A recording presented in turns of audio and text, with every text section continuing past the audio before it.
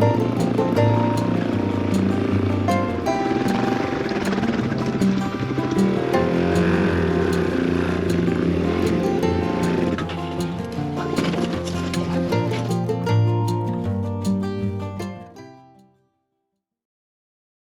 friends, thank you for watching Gunny Moto.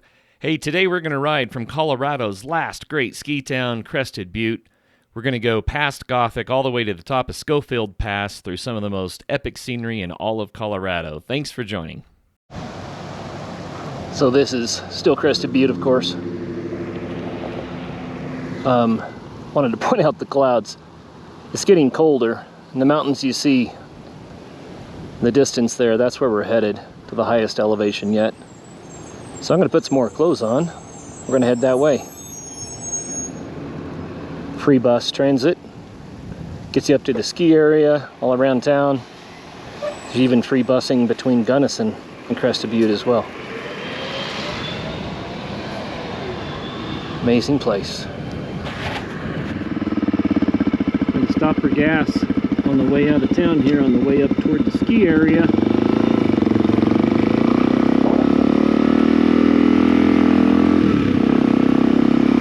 55 miles since I filled up last, and the range on this bike's about 90 miles. 35 miles will not get us over those mountains and back.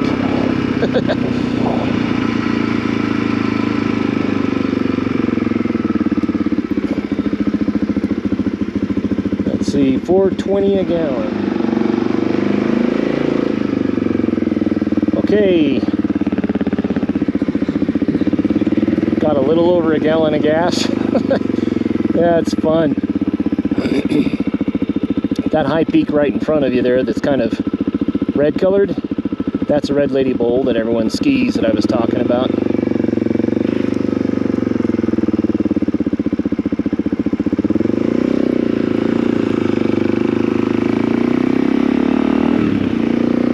The valley there on my left, the way I'm facing, that's a valley I hope to come down on the way out. But these clouds building up like this, it could be raining or snowing up there by the time I get there, so we'll see.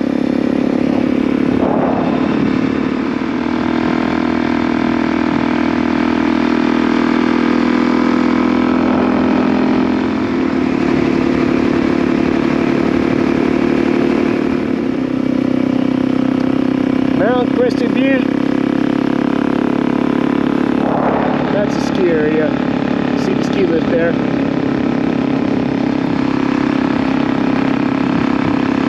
Crested Butte is unique as a ski area. This side of the mountain here is mostly blues and blacks with a windy green to get you down if you need to. Go over the shoulder to the Paradise Bowl, which is blues mostly with a little bit of greens. And so that's 3 main lifts. I guess there's a Teocalli lift, which is a 4th, kind of in between them, which doesn't serve a huge amount of terrain. Then there are several small lifts. There's Painter Boy and stuff to get you over by the other side. Gold Link, blues and greens, beautiful little area over there too. But some people from Vail came in, and I was on the lift with them, and they said, you know, we're looking for the rest of the ski area, because they're used to Vail. And Vail seems to me to be made for people that really like blues and greens, and there's a lot of it. I pointed to a little T-bar, 2 people at a time on the ground getting dragged up the mountain.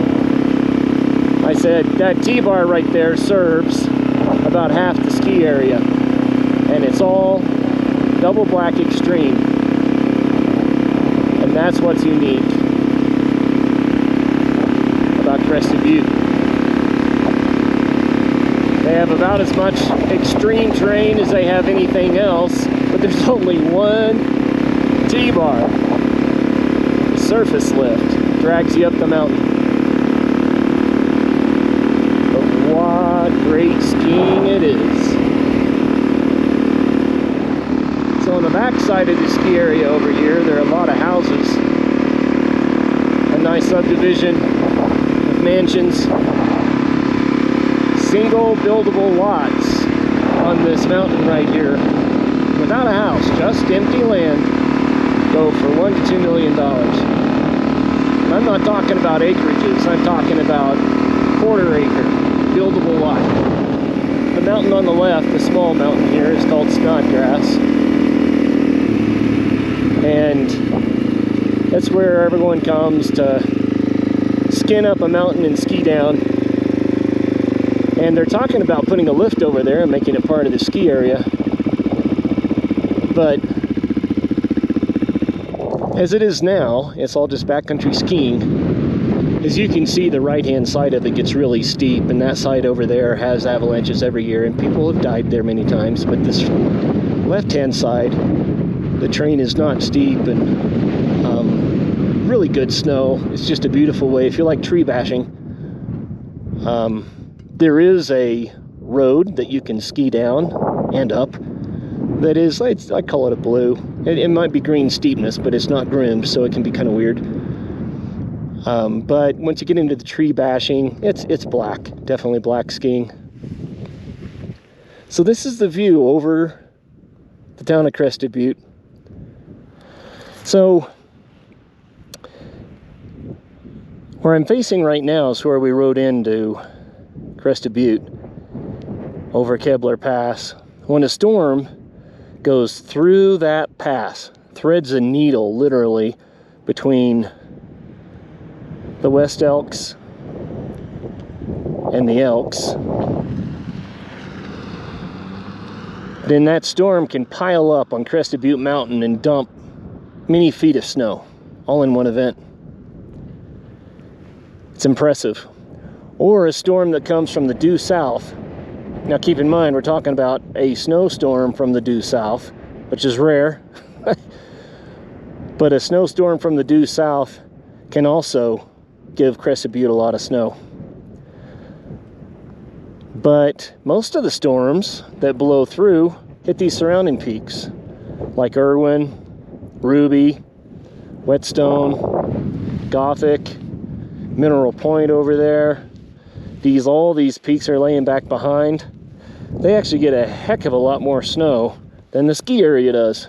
The ski area is kind of sheltered. Not to say they don't get good snow, because they do. But it's kind of funny, because if they had put the ski area on any of these other mountains, they would have twice the snow. But when you're talking about feet, maybe it's enough anyway. Okay, this is Gothic Road. We're headed toward the little ghost town of Gothic.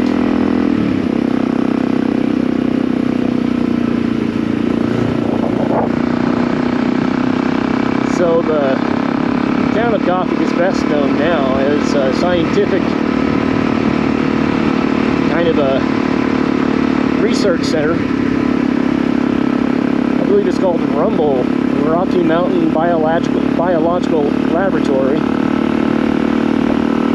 And here they are in the upper montane environment, and they study all sorts of plants and ecosystems up here at altitude. And they've also been keeping snow records in Gothic for something like over 100 years.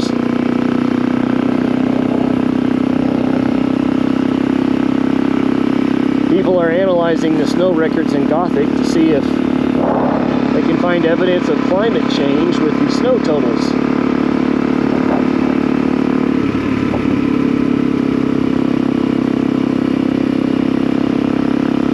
There are people that are concerned that global warming might mean less snow for the ski resorts, or that some of the lower resorts just won't have enough snow ever.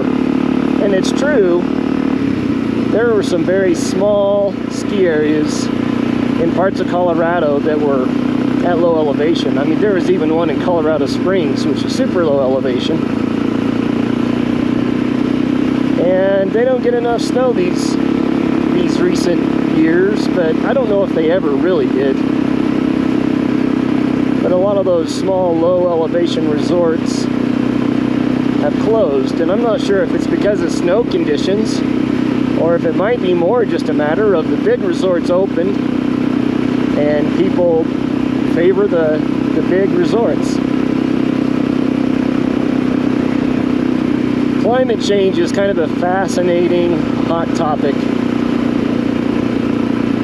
You know, if we could ever separate the science from the politics, we might be able to know what's going on.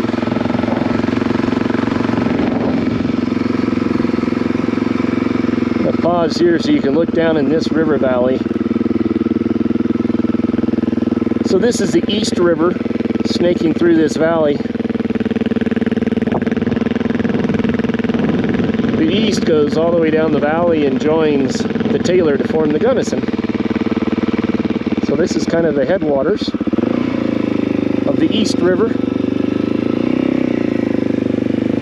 Boy, now I've done it. Nothing like eating dirt. Let them go on.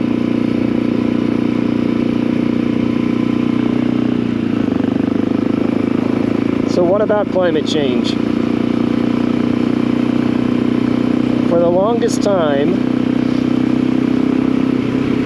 I just wanted to see the facts. I wanted to see the data over a long period of time and see what kind of evidence there was in the numbers, in the climate data. And I've looked and searched and looked and searched to try to find the raw data, and instead, what I find is everyone saying, and the conclusions are, and the people writing that are not even the scientists, they're reporters. So it's so highly politicized, it's kind of frustrated. I'm like, where's the data? Let's just look at the data to see what's really going on. I mean, it's completely possible and plausible that, what do they call it? Anthrogenesis? Human-made climate change is real. I think it's very likely, actually, that that is the case. But I didn't understand why it was so politicized, and we just didn't get access to the data. For instance, the ice core samples from Greenland and Antarctica, they tell 100,000 years or more of history of the Earth's climate. One thing that proved is that climate change is real, meaning that climate has always been changing, and that is real. The question is, are humans making it worse, and is it going to be a bad thing? For the longest time, I just couldn't find enough data. And I know what the environmentalists are saying and all of that, but I would really like to see the numbers myself. But I finally did come across enough evidence that I think, even though I still am having a hard time finding the data, I think it's fairly safe to say that emissions from fossil fuels are changing the climate.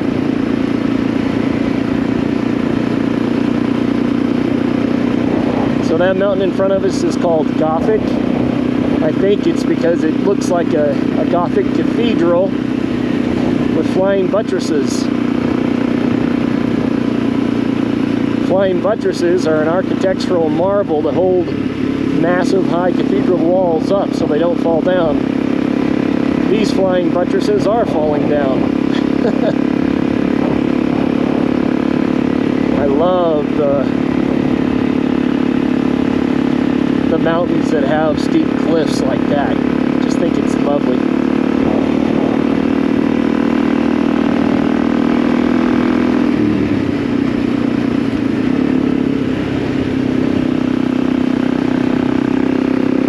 Rumble, Rocky Mountain Biological Laboratory.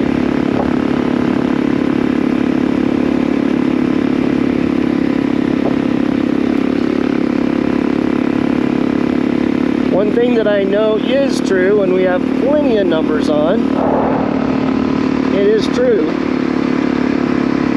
that pollution is causing great harm to the environment and great harm to human health. I'm not talking about carbon dioxide that makes the plants grow. I'm talking about stuff like nitrous oxide and sulfur dioxides and even more toxic chemicals that come out the tailpipes of our cars and the stacks of our chimneys and refineries.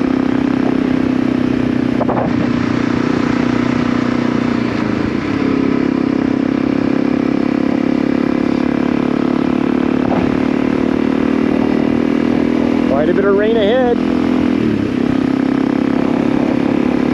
I wonder if I should pause and let it pass, or ride into the throat of it. It doesn't look like heavy rain, but it's cold. So this is Gothic. Gothic is almost a ghost town. It was a mining town back when. Has a very long history, over 100 years, which I guess for Europe isn't very much, but for high mountains in Colorado, that's saying something. Town hall, visitor center, got a smattering of cabins.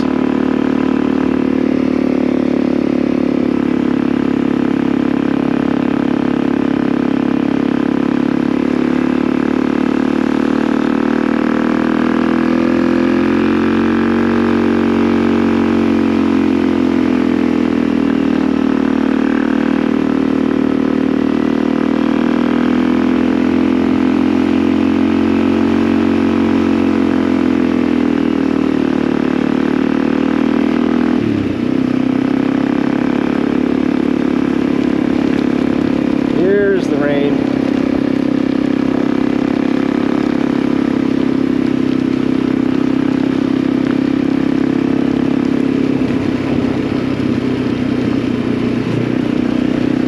I think what I'm most concerned about is my gloves are not waterproof. With this cold air, when they get wet, my hands are gonna freeze.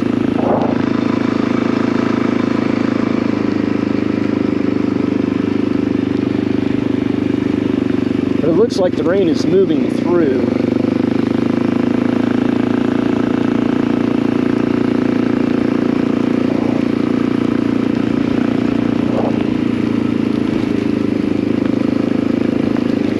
I might stop here for a little bit and wait on it.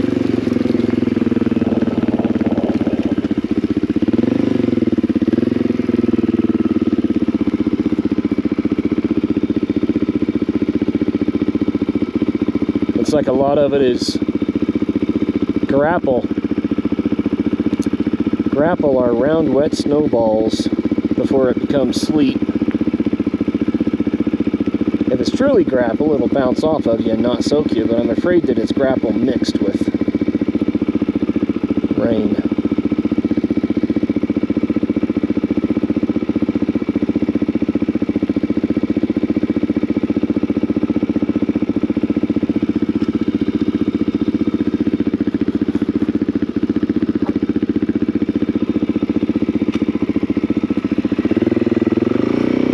I'm going to keep moseying.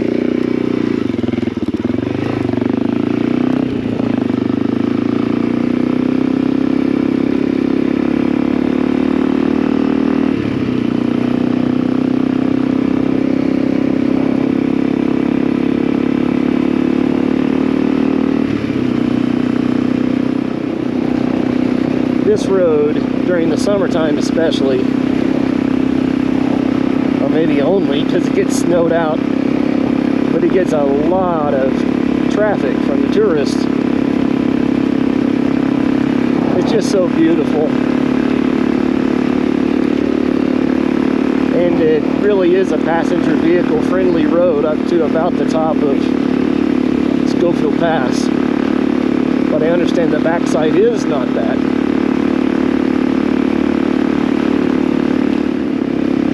So one of the more famous, might be too big of a word, but better known mountain bike trails is up here. Well, it's nice to be in the sun while it rains. That mountain bike trail is called 401.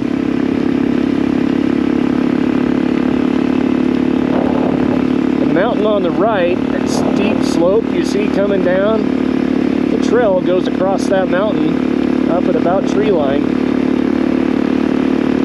So people ride their mountain bikes, or sometimes they shuttle with a car, put up this road to the top of Schofield Pass, and from there they continue to climb up and up and up and up and up, and very, very steep, single track.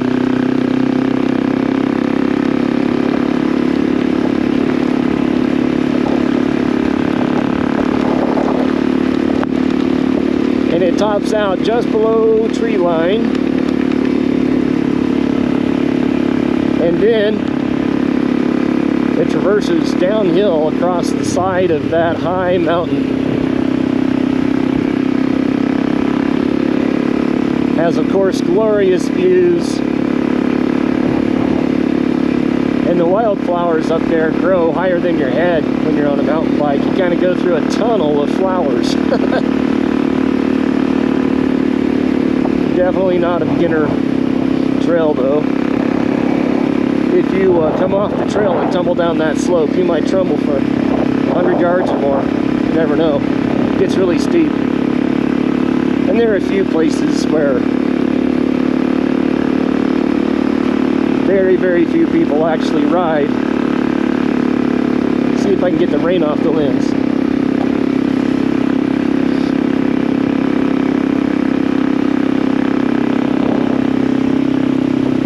They usually just walk across some sketchy places where if you tumble, you're going to be in a world of hurt. And it's almost no trail at all, but there's not much of that. Then it gets to this low spot straight in front of us, kind of goes through a saddle and then climbs out of this creek bottom and goes up the other side and comes out in Gothic.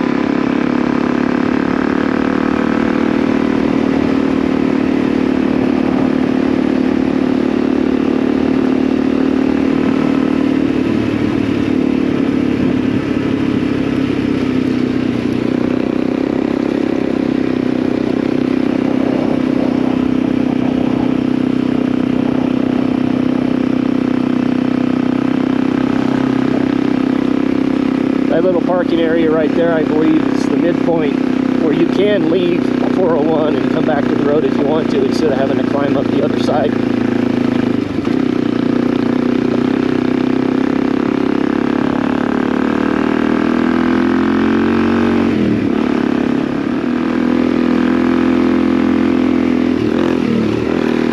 It will not be long until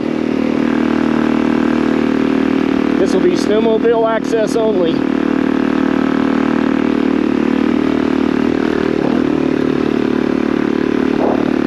I noticed a couple of decades ago that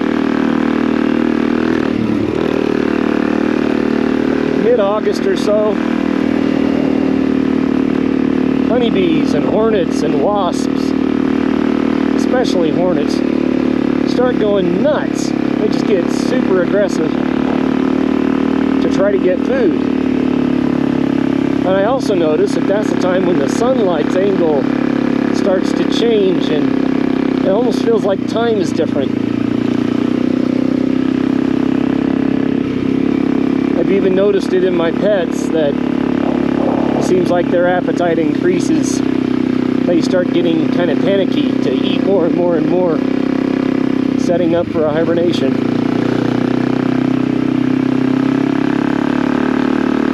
I think that most of nature realizes that winter is on the way, and the lower angle of the sunlight or something in mid-August tends to be a trigger.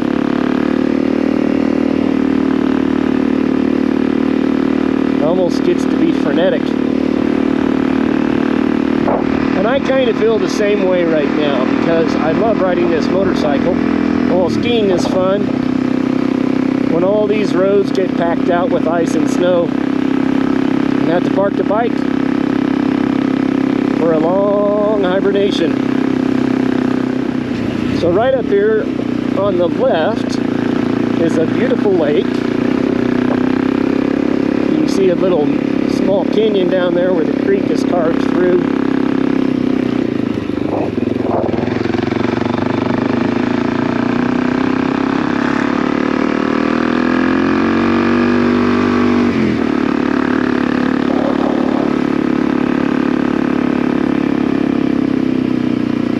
This lake, I believe, is called Emerald Lake. I say I believe because I'd have to look it up to be sure, but it's a beautiful, of course, green lake tucked into the Cirque Valley.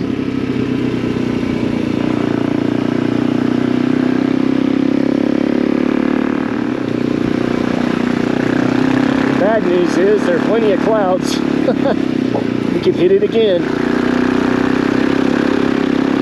There's ice down there. An ice shelf never melted all summer long. Probably doesn't get much direct sunlight. It builds up over the years. It's kind of like a glacier.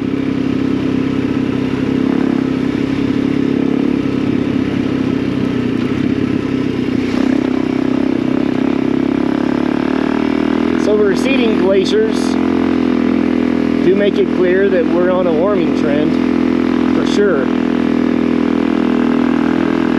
But here's something fascinating about it that's really complex. I'm gonna get all kind of philosophical and sciencey on you for a little bit.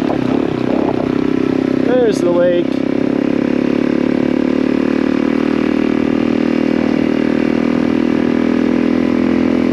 That's beautiful.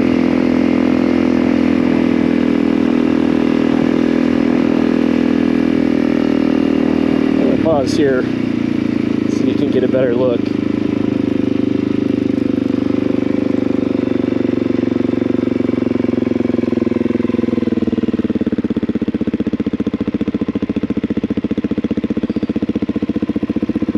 As you can see, we're almost to timberline here.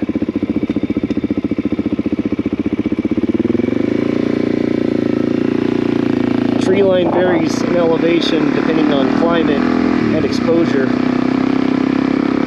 But 12,000 feet is kind of an average.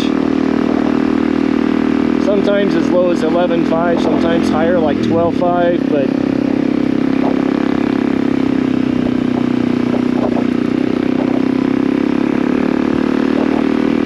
above that it just gets too hard for the trees. Alright, so whenever you have a system, if it's a simple system, it's very predictable. You know, you can measure things and trend things and use statistics and algebra and calculus, and you can predict what's going to happen. Some systems are very, very predictable. Like the motor in this motorcycle. We know the amount of energy that's in the gas, we know the efficiency of the motor, we know the displacement of the cylinder, we know how many RPMs it'll go and what the gearing is, so we can tell you what the torque is and what its top speed is, and on it goes. Simple system, even though a motor is complex. Oh, it's starting to snow.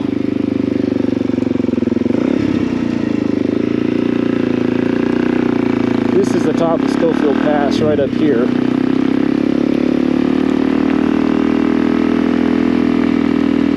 So this is kind of grapple. I guess I'll call it grapple.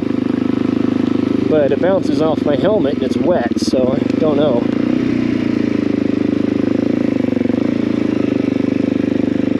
I was hoping that through the stickers we would be able to see the elevation. I think I would call that 10,707, so almost 11,000 feet. Sounds right. We do expect to go higher than that today if the weather holds.